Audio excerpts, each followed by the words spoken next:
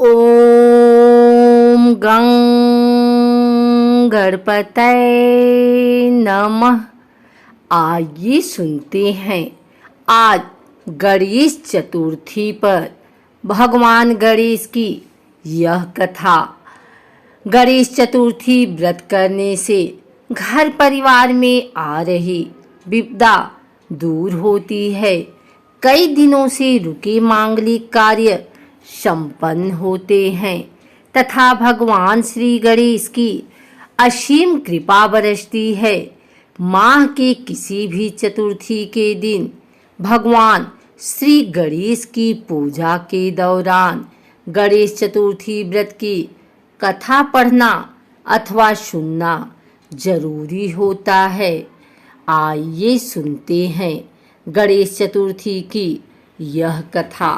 पौराणिक एवं प्रचलित श्री गणेश कथा के अनुसार एक बार देवता कई विपदाओं में घिरे थे।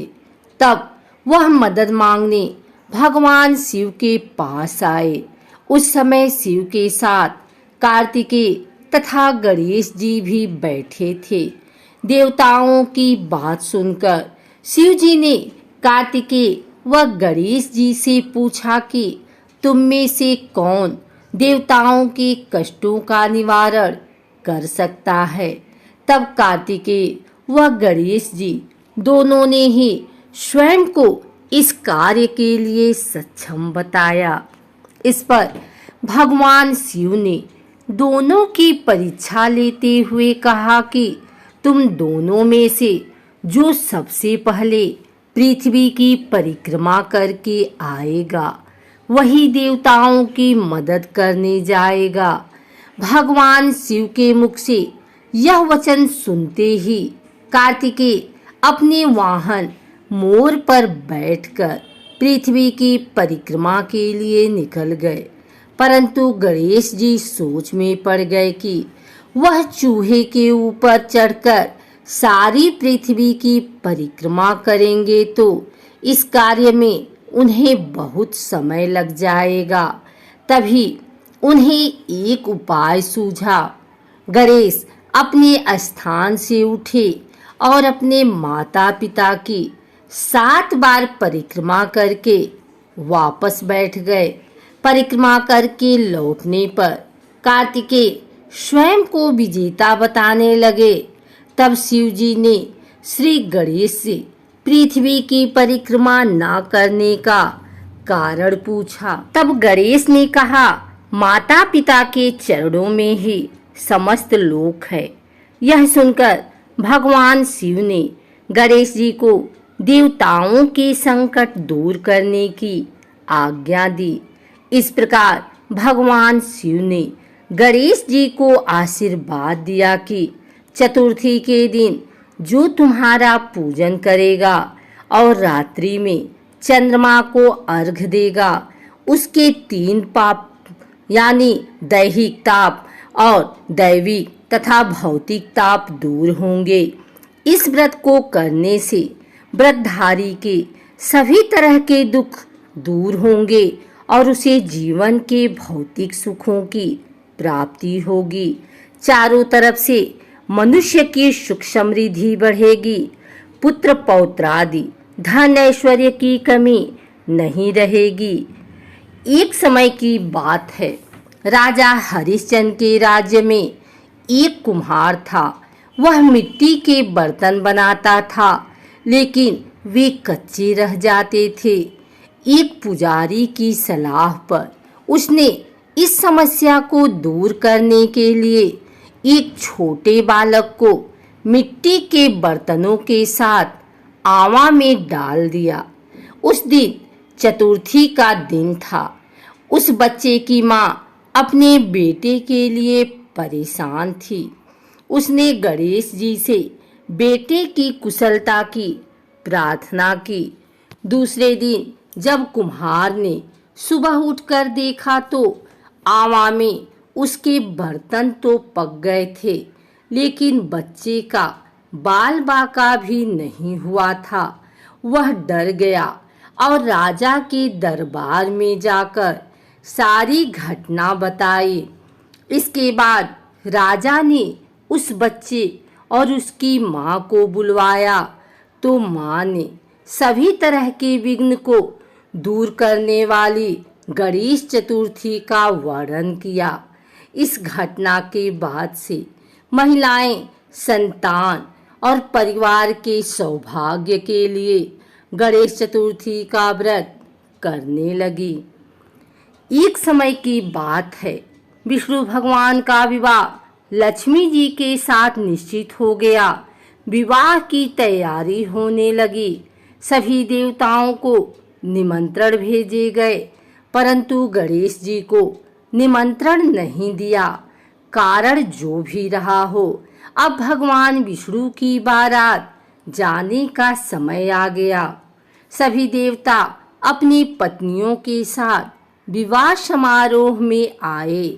उन सब ने देखा कि गणेश जी कहीं दिखाई नहीं दे रहे हैं। तब वे आपस में चर्चा करने लगे कि क्या गणेश जी को नहीं नेवता है या स्वयं गणेश जी ही नहीं आए हैं। सभी को इस बात पर आश्चर्य होने लगा। तभी सबने विचार किया कि विष्णु भगवान से ही इसका कारण पूछा जाए। विष्णु भगवान से पूछने पर उन्होंने कहा कि हमने गणेश जी के पिता भोलेनाथ महादेव को न्योता भेजा है।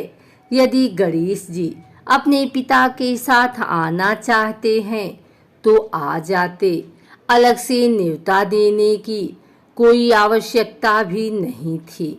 दूसरी बात यह है कि उनको 1.25 मन मूंग, 1.25 मन चावल, 1.25 मन घी और 1.25 मन लड्डू का भोजन दिन भर में चाहिए। यदि गणेश जी नहीं आएंगे तो कोई बात नहीं, दूसरे के घर जाकर इतना सारा खाना पीना अच्छा भी नहीं लगता। इतनी वार्ता कर ही रहे थे कि किसी एक ने सुझाव दिया, यदि गणेश जी आ भी जाएं तो उनको द्वारपाल बनाकर बैठा देंगे कि आप घर की याद रखना। आप तो चूहे पर बैठकर धीरे धीरे चलोगे तो बारात से बहुत पीछे रह जाओगे। यह सुझाव भी सबको पसंद आ गया तो विष्णु भगवान ने भी अपनी सहमति दे दी। होना क्या था कि इतने में गणेश जी वहां आ पहुँचे और उन्हें समझा बुझाकर घर की रखवाली करने बैठा दिया। बारात चल दी।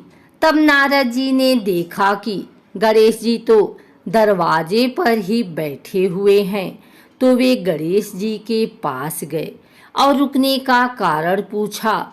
गणेश जी कहने लगे कि विष्णु भगवान ने मेरा बहुत अपमान किया है।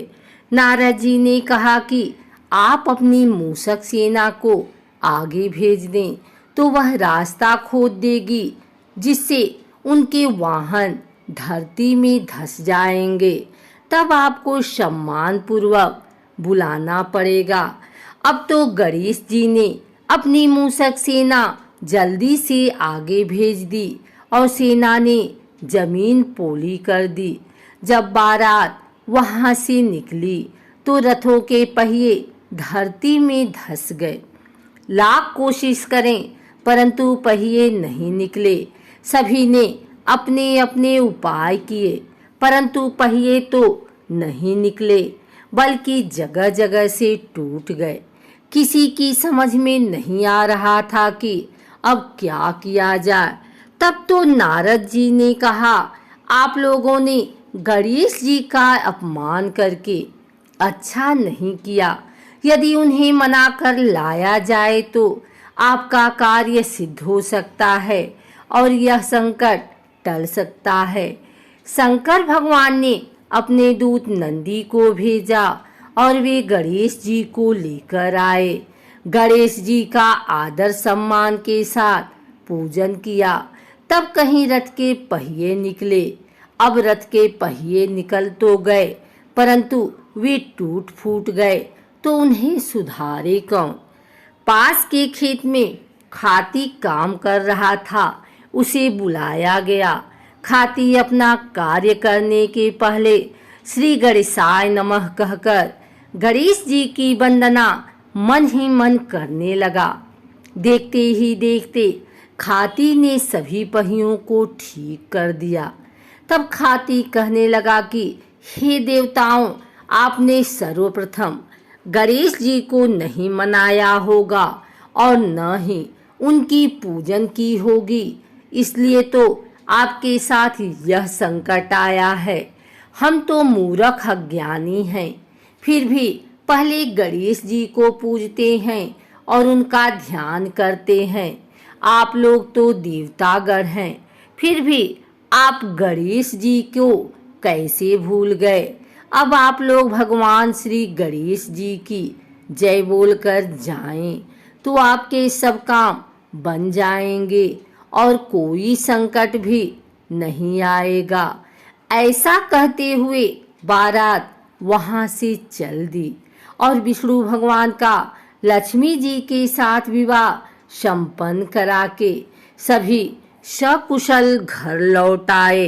हे गणेश जी महाराज, आपने विष्णु को जैसा कारज सारियो, ऐसो कारज सबको सिद्ध कर जो। बोलो गजानन भगवान की जय।